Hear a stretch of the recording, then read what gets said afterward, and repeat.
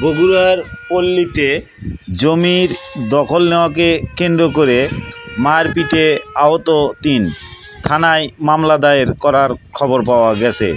তো ঘটনাটি বগুড়ার কাহালু উপজেলার পাইকর ইউপির বাগইল গ্রামে।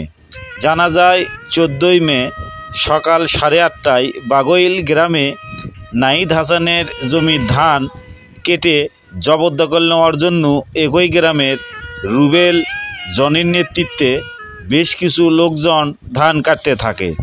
এ সময় জমিতে ধান চাষ করা ব্যক্তি নাহিদ বাধা দিলে তাদের এলোপাতাড়িভাবে মারপিট করতে থাকে।